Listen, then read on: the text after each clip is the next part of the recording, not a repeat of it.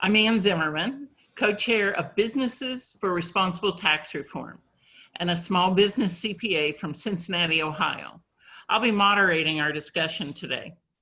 One quick housekeeping item. I want to make sure everyone is aware that we are recording this discussion and have invited members of the media to the call. That means we are on the record, and you may have a quote appear in a press release following the event. Please turn on your camera if you're comfortable doing so. Businesses for Responsible Tax Reform is a coalition of business leaders calling for policies that truly benefit America's small businesses.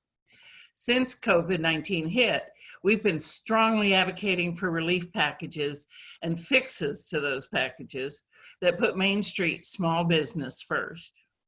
Today, we're joined by small business owners from across Wisconsin to discuss how you are surviving the economic fallout of the COVID-19 pandemic and the considerations that go along with reopening. We want to hear about PPP loans, what kind of assistance you need from policymakers, the administration, and regulators as we turn to reopening and recovering. We also want to know what else you need from Washington to navigate these choppy waters. Finally, I'm joined by Reba Krieger, a regional lead with Opportunity Wisconsin, and we are here to answer any questions about federal policy that you might have. We will begin with Reba of Opportunity Wisconsin, then we'll open the floor up for discussion. Reba, take it away. Thank you so much, Anne, for that kind introduction. And thank you to Businesses for Responsible Tax Reform for putting together this whole conversation. The work that they did behind the scenes is really helpful for elevating people's stories. Like Ann said, I'm a regional lead with Opportunity Wisconsin. I've lived in Wisconsin my whole life, from northern Wisconsin to Milwaukee to here in Eau Claire. And Opportunity Wisconsin is a coalition of Wisconsin residents fighting for an economy that works for working people. We're doing that by elevating real people's stories and highlighting the consequences of the destructive economic policies that have been pushed by President Trump and his allies over the past 3 years, specifically showing how they've actually made Wisconsin's economy worse for most of us. Since the beginning of this year, we've been working to demand our elected officials focus more on growing the economy for people like us, for working and middle-class Wisconsinites, including small business owners who've actually faced bigger challenges and due to COVID-19. So over the past couple months, obviously, we've really been squarely focused on how COVID-19 has exacerbated and highlighted the inequalities that already existed for working Wisconsinites. Whether it was tax cuts for the wealthy and well-connected, free passes for Wall Street to load up on debt and take bigger risks, or blocking paid leave efforts, or efforts to dismantle the ACA, the Affordable Care Act, or just cutting investments in disease prevention and other public health priorities, the Trump administration has generally prioritized the interests of the powerful over Wisconsin's workers and families. So thanks again to BRTR for partnering with us today. And I'm really excited to hear from all of the small business owners on the call today. These conversations are so important. It's so important to be hearing directly from folks who are experiencing these things and have been impacted by these things. So thank you so much. And Anne, back to you. Okay, thanks, Reba. We're now going to open it up to the other small business participants. If you'd like to speak, please use the quote, raise your hand feature to tell your story and ask questions. Again, we want to hear your experiences now, your considerations for reopening, answer questions if you have them. If we can't answer any of your questions, we'll find someone who can and we will get back to you. And we also want to hear your suggestions for what the administration, the rule makers, and the policymakers can do to help us, Main Street. Once you raise your hand, we'll unmute your microphone so you can have the floor. Please state your name, where you're from, and the name of your business. In the interest of letting everyone speak, who might want to, please keep your comments to a couple of minutes if possible. If you're a member of the media, we welcome your questions as well. Please identify yourself and the media outlet you represent. All right. Thank you. Do we have, let's see who would like to tell their story. Does anyone want to step up and be first?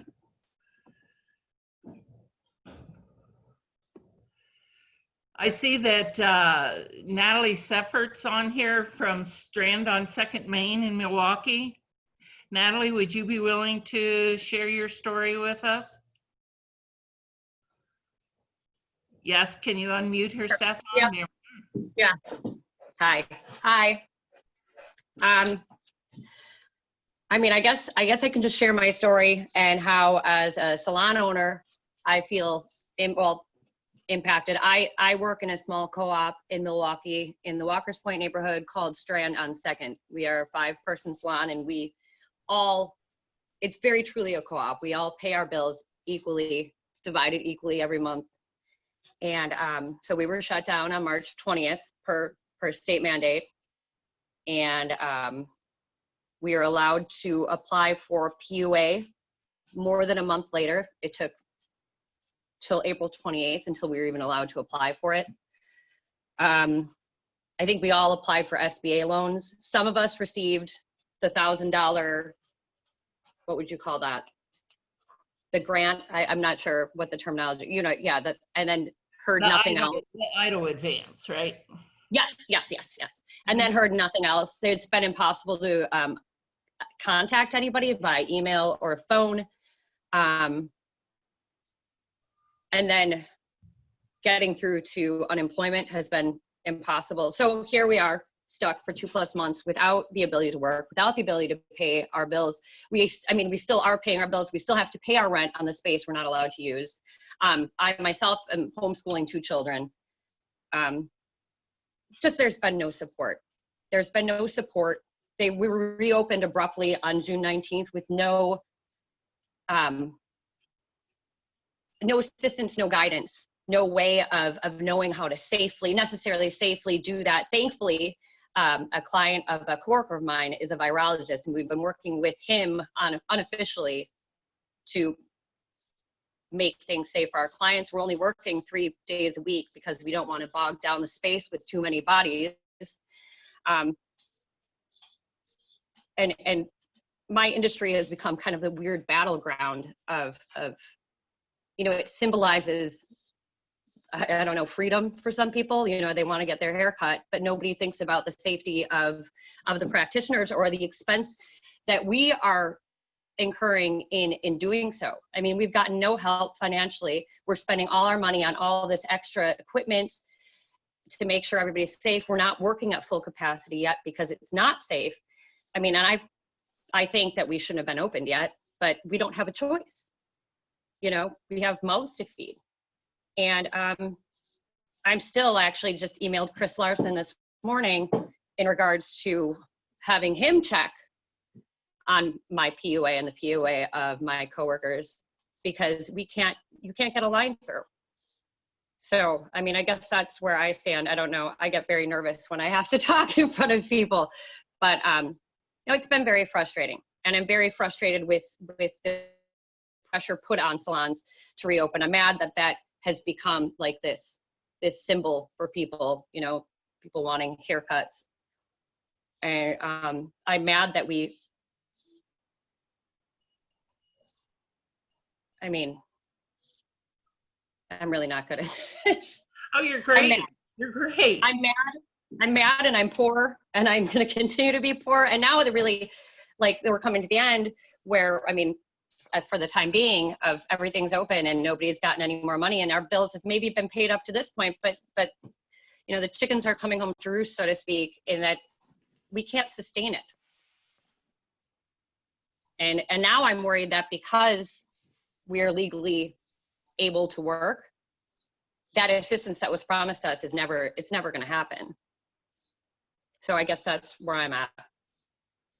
Are you talking about unemployment assistance?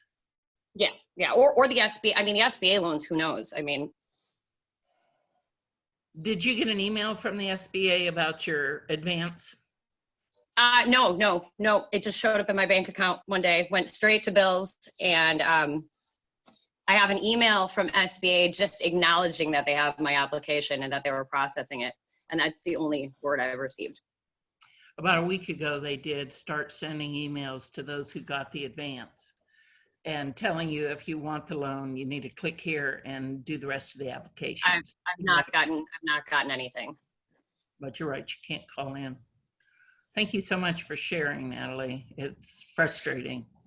If you think of anything else that might help. Sorry, I couldn't be more concise. No, Thank you for hearing me. you were great. Thank you for sharing.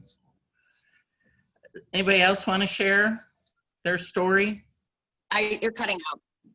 I'm sorry. Well, I have my hand raised. This is Chantal Bacchus.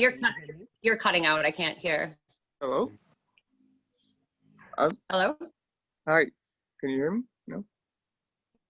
You guys doing chairs? My hand's up, I think. Did we lose somebody? Nope. Daniel, I think you're good to go. Oh, okay. Yeah, I'm happy. So my name is Dan Guerra, and I'm with a company called Altos Campus, and we're in Madison, Wisconsin. And so we're a healthcare continuing education company. So we deal, most of our customers are national. But we've got an office here. We've got 5 people. And, kind of strangely enough, this was a developing situation for us. And I actually, starting back in March, I left on a trip to go to Florida for a conference. And halfway through the conference, it got canceled and ended up having to come home early. And then everything was closed. And so for us, we went from working in an office to all working virtually overnight after traveling. And that was a pretty big shift. I would say we've been fortunate in the regard of, we've been able to keep our staff. We've all been working because medical education doesn't end. There's new demands with COVID, and we've been responding to those, but there isn't necessarily money coming from that because there's a general community expectation of that this information should be free and you shouldn't charge for COVID-19 information. And like we're in the middle of a pandemic. Our core business comes from healthcare facilities, and they effectively stopped buying when COVID came in. And for customers that we're trying to do renewals with, so we have no new business. So customers that we're trying to get renewals with, they're dependent on health systems. Health systems aren't getting federal support. So they're very conscious about making buying decisions, which we're reliant on. And so that's been really challenging for us. And so we think our future is going to be challenging until health systems are made whole so they can buy again from small businesses, right? And so that's really important for us. We're part of a collective called Generator. And so we were immediately kind of like, hey, get your act together, get your economic disaster loan paperwork processed and start moving through. And so I sat on 1 billion webinars right when I got back before April. And, we applied for an EIDL loan right away. Like we haven't really heard anything back from that. Like some of the other stories here, we got a magic advance like on the 17th of April and didn't hear anything else. We applied for our PPP loan with Chase right away on April 3rd. And actually they were fairly responsive in fairness. Like there's been a lot of negative stuff, but we heard right from them on the 5th. I got a call on a Sunday, worked with their guys, didn't hear anything from a week, and then had a deposit. So we got everything. For us, moving forward, what I think would be of benefit for small businesses is a PPP extension, right? So not just extending the period that you use it, but small businesses that, are under 100 getting an additional grant from the government, that we can put right into our checking account that we can spend on our employees. Because we've been paying everybody our normal salaries, right? And so we've been using our PPP money responsibly. And that's, I think it's going to be tough for us to move forward. I'm looking at I know at the end of this month, we're going to be out of cash, right? And so like, hopefully we'll get some of our payments that are due to us, but like we get money from health systems, and health systems haven't been paying their bills on time. So, we'll figure it out, but I mean, that's kind of our story, but I'm cautiously optimistic. We did a conference call with our staff today, and our staff is super afraid to leave their house and come into the office. They don't want to go out to restaurants. Like they sit on these COVID-19 webinars and they know how bad it is out there. So anyways, that's kind of our story and where we're at.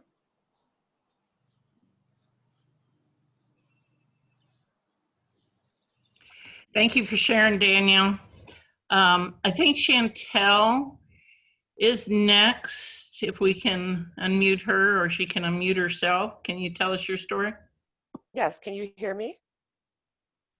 Okay, as you mentioned, my name is Chantal Bacchus. I'm the owner of Bacchus Insurance Group. I'm based out of Milwaukee, Wisconsin, and I have an insurance agency. So I have been to an advantage where I can still receive some of my commissions from my business that I've already placed. But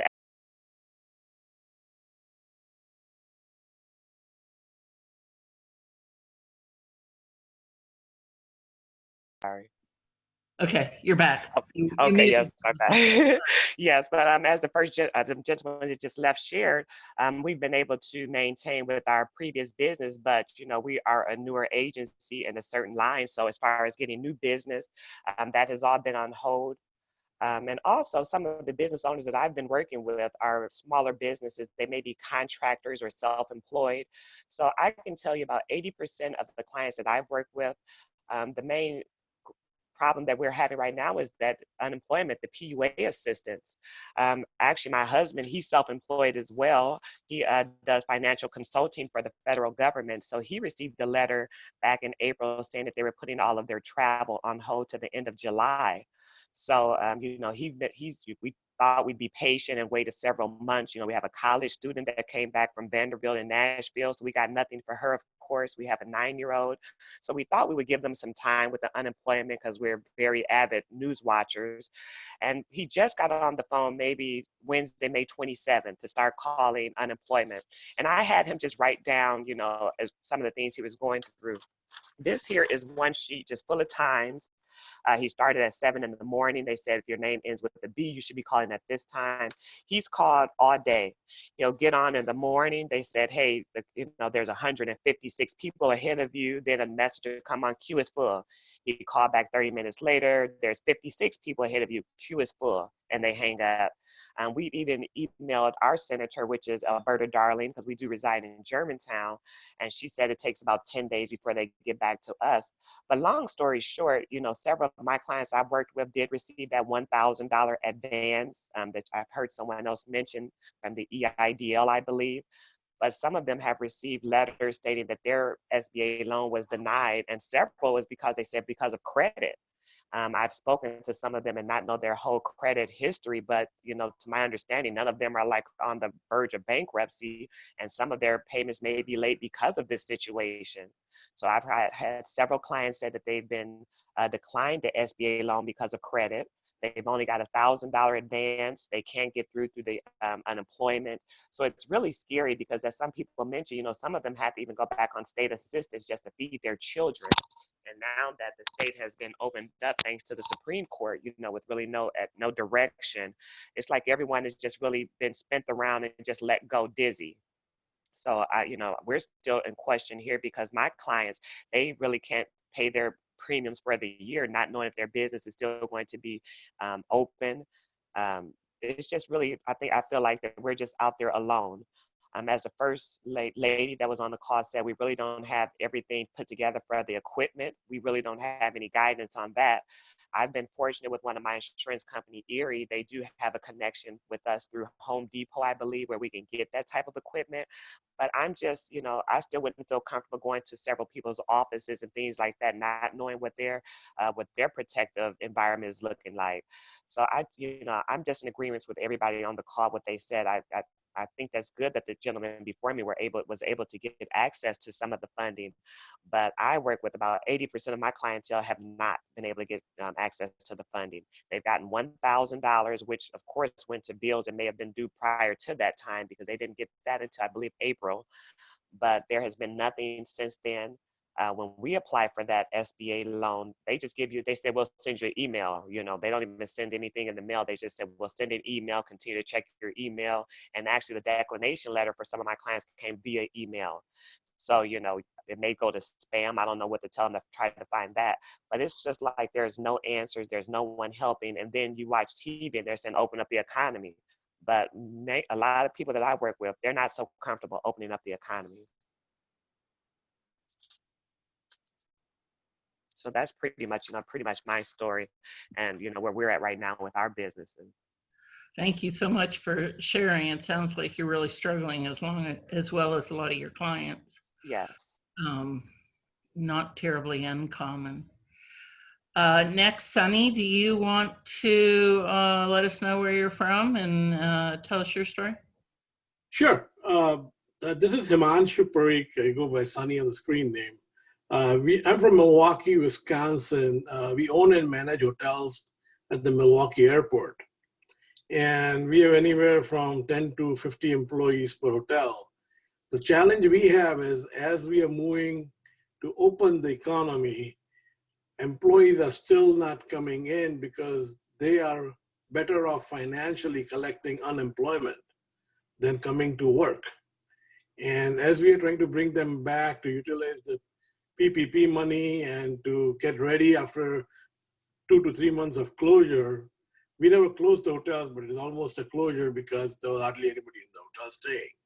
So we are getting a hard time getting people back in, and we are hoping that Wisconsin unemployment offices have a process in place whereby the former employer has to certify before any benefits are being paid instead of waiting to get the form out. We see those yellow forms and white forms, but they are almost after 2 to 3 weeks of payments being already made. So we are hoping that there will be some process change that their employees are required to give from the prior employer a letter saying they will not be rehiring them. And this is the challenge of, we are trying to open the economy and not close. And that to open, we need employees. And that's the biggest challenge we are facing. And secondly, property values in the hotels are going to go down, whereas the property taxes have not gone down.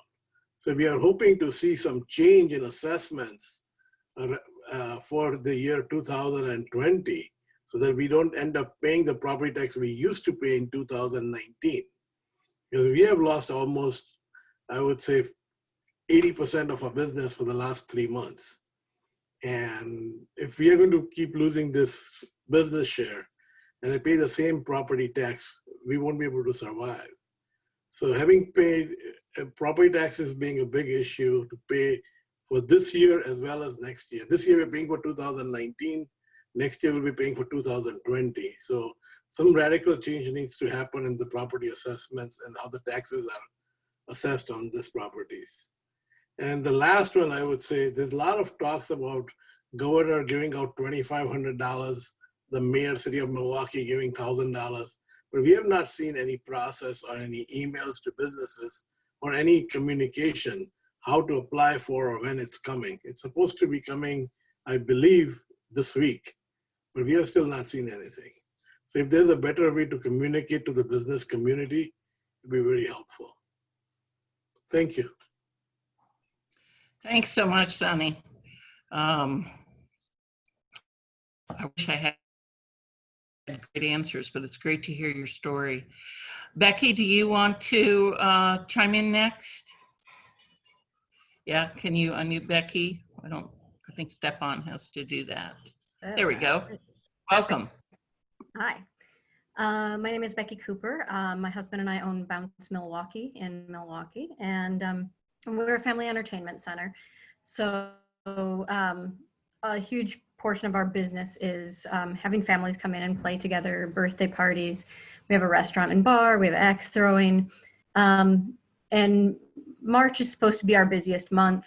It always traditionally has been. And of course, we shut down in March. We chose to close down before we were even required to, because the science coming out was very clear that we needed that social distancing, even if the government wasn't requiring it yet.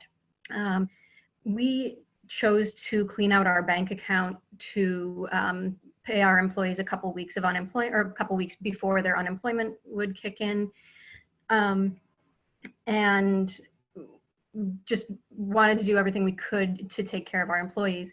But there was no good leadership at the federal level about what assistance would look like early on. And even as the CARES Act and PPP was being developed, it's very short-sighted. So when we look at the PPP and we have 8 weeks to pay back, or to spend the amount of money that we would normally spend on payroll, but I only have 2% of my normal business, by doing carry out and delivery rather than having families come in and play, I don't have a way that I can spend that much money in just 8 weeks.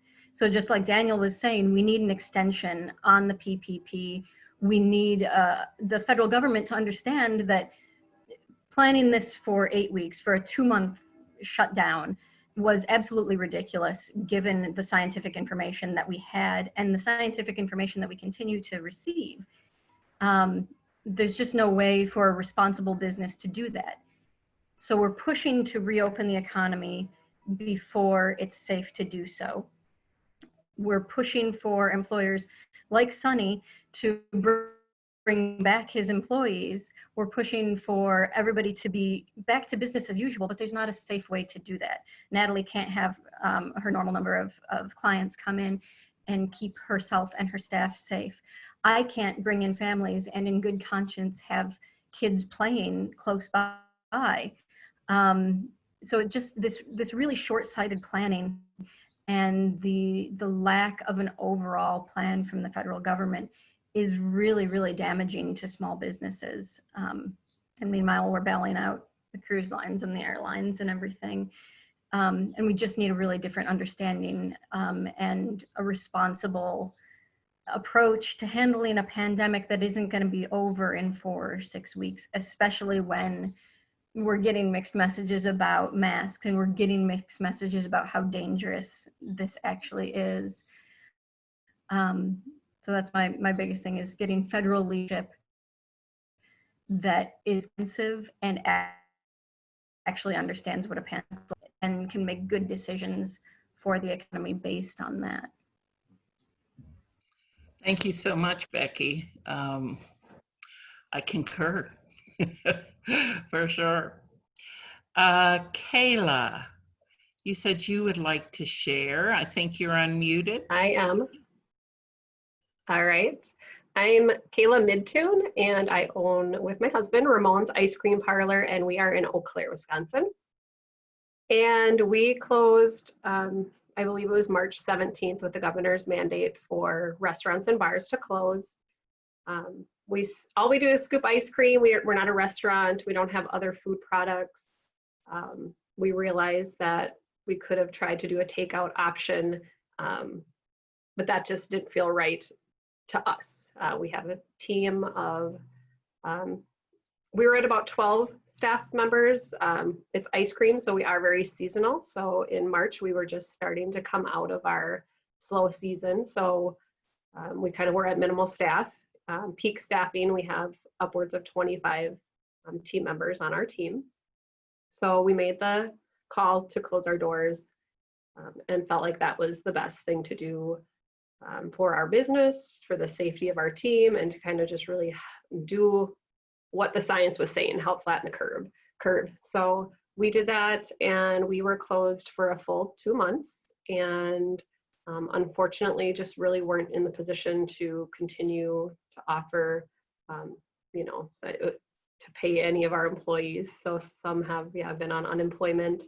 My husband and I, this is what we do full time. It's our business, we both operate it, and so our salary has been gone for that time as well. So I feel really fortunate. We had some local individuals here, including our representative, Jody Emerson, and other financial people who reached out really early on and said, are you aware of the EIDL and some of the programs the SBA was doing?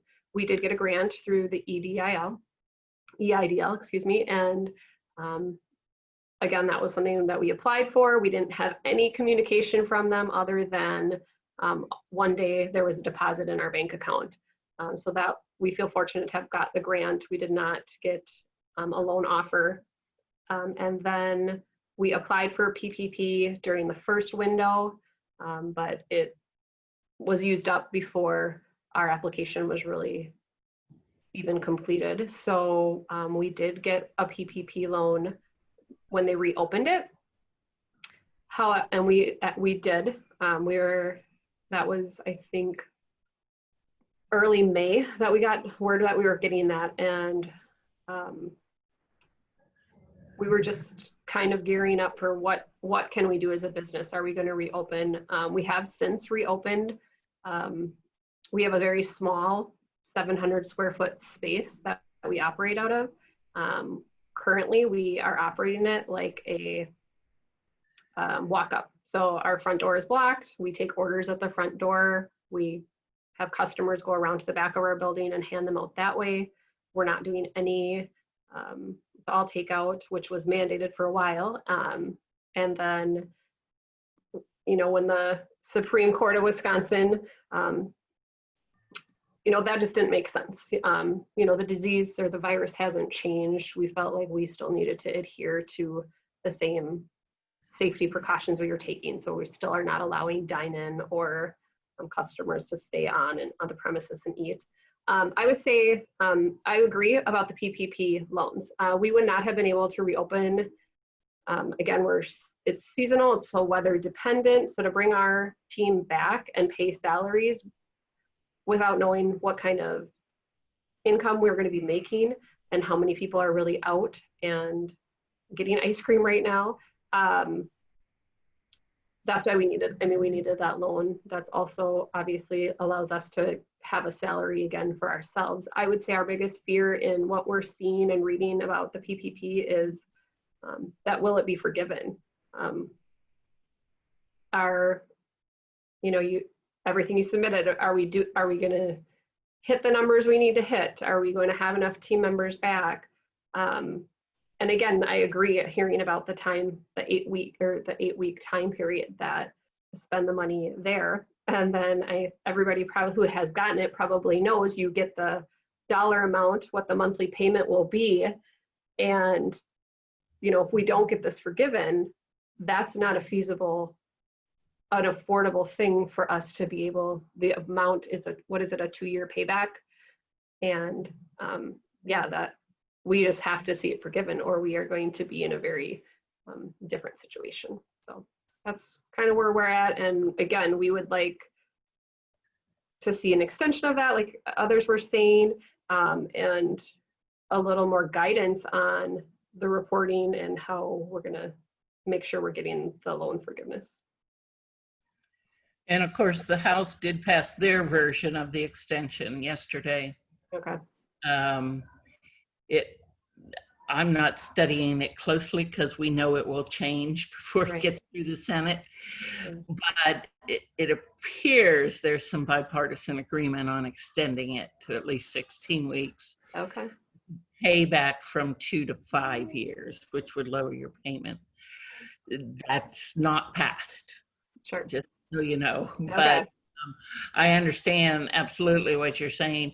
Did you didn't actually get the EIDL loan, you just got the advance? Correct. Okay. And I think that's another open question as far as if they're going to take that off what's forgiven on your PPP. Right, yes. Most likely, Yes. yeah. Okay. Who else? Anybody else want to raise your hand? I thought I had one person. Haney, are you available? I don't know. It shows connecting to audio to me. Can you hear me? Yes, I can. Hi, this is Haney Smith. I am the owner, artist, and operator for Emerging Music Entertainment located in Milwaukee, Wisconsin.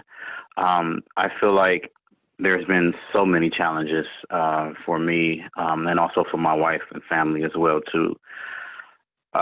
First, before the pandemic, me and my wife, we had our newborn in January, and we both work, also have a job working at the Milwaukee Public Schools, and we were on FMLA leave without pay. And during my time on FMLA, I was contracting construction workers to finish with my my recording studio. And all of a sudden, you know, this pandemic happens, and so now we're trying to find out, are we going back to school? Of course, I had to close down my recording studio. Are we going back to school? If we do, you know, are we going to get the money? You know, are we going to get paid for it? You know, it was such a horrific time. I did receive the $1,000 advance that went away very quickly due to bills. Also, I was denied the SBA loan, and I believe it was due to credit. But I thought I read something about you know, that they were going to kind of, you know, not really base things on credit. I don't know, maybe that was a mistake that but I'm pretty sure I read something like that. And also the PPE loan as well too. I did not receive that either. And so I like I said, I'm in the entertainment business, and that's kind of scary as well too, because, you know, most artists, we make our money from, you know, gigging, and we don't know what that looks like now. You know, the whole music industry is like shut down, and in this shortage of equipment, definitely shortage of equipment. You know, I tried to stream online, you know, do a performance online, and the equipment that's needed for streaming is back ordered because every artist and everyone else who needs to stream purchased everything. So there's like a 2-3 month back order. File for unemployment, same thing. You know, it says wait 30 days. It's been past 30 days, and it still says wait 30 days. So I called, and they said, sorry,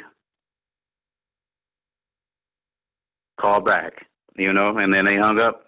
And so it's really challenging, and I don't know how to move forward, you know, so I'm still in the process of trying to find a solution.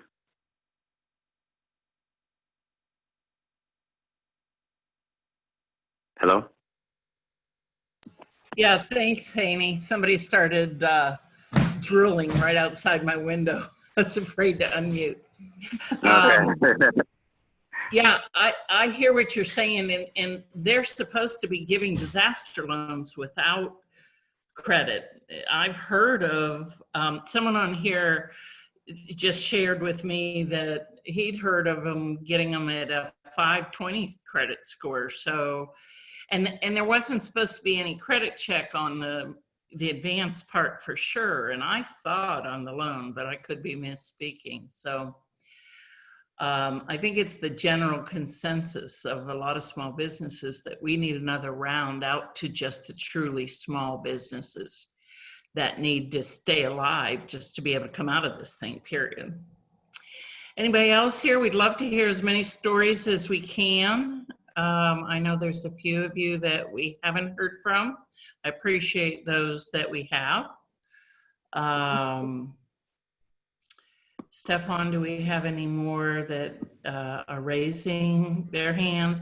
And I agree, Daniel's comment on the there's a conversation going on the text, and it's got to be grants, not loans. The small businesses are not going to be able to come out of this with all this debt and be able to reopen. It's just not going to happen. And we've got Judy Baxter, who has her hand raised and is unmuted. All right, Judy, thank you. Hi, I'm a CPA in the Milwaukee area, and it's really hard because my small business clients call me for guidance, but we don't have any guidance to give them. What I can tell them is what someone else may have called me or emailed me to say what's happening with their loans. I have construction, self-employed people where the generals that they were working for shut down. So they have no income coming in whatsoever. They have mortgage payments to pay and truck payments to pay. And they're still waiting on the PUA. It's just in limbo. There's nothing going on. Some of those people had spouses who, in a lot of cases, construction people that are self-employed have spouses that work in an industry so they can have health insurance. And now the spouse is working at home, but because the business wasn't prepared to put people at home, they had to go out and buy their own computer equipment to work from home. And now those charge bills are sitting there waiting to be paid. This is just an unreal situation, and there's so much information out there, and the accountants were reading everything, but we know it's going to change tomorrow, so you can't spend too much time on it. And we're just trying to give our people hope. It's very difficult. I couldn't agree more with you, Judy. You know, being a CPA myself, we've lost, I can't tell you the dozens, maybe hundreds of hours we've lost to trying to keep up with this. And it's an ever-changing game, isn't it? It is. We've started telling people we can't tell you what to do. You need to make good financial decisions. You know, everybody's saying, well, should I pay this? Do I need to pay? We need guidance. We don't have guidance. So the administration, I think the original intent of the law was one thing, and then the way the administration rolled it out and started, for instance, making it taxable.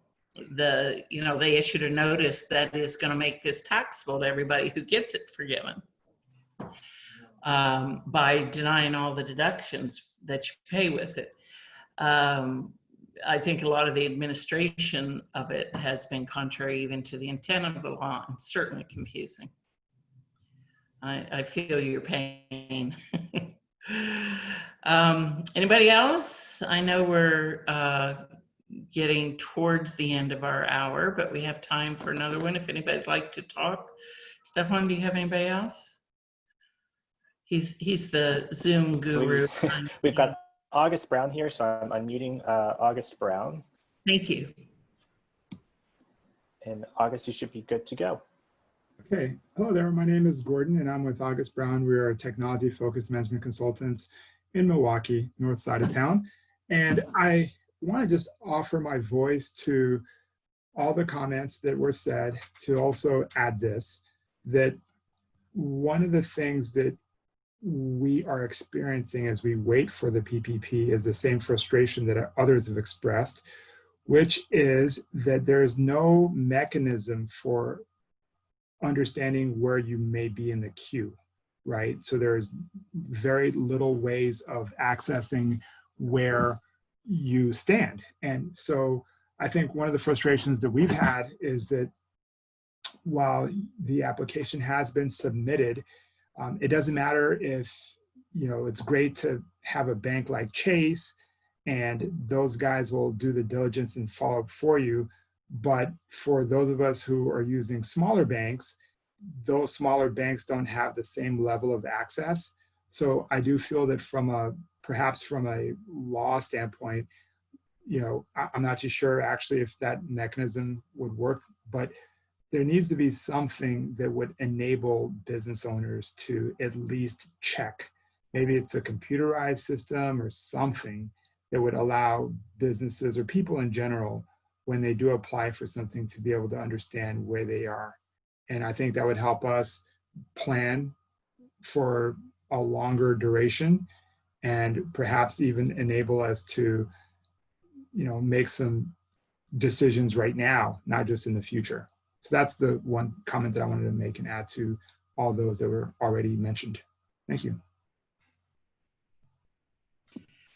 Thank you very much, Gordon. That's a keyword, plan. I don't know that any of us are able to plan right now when we don't know what the rules will be. And we're certainly at Businesses for Responsible Tax Reform. We're certainly advocating for grants for the truly small business, additional grants, and clarity. And, we need to be there coming out of this thing because we create the new jobs.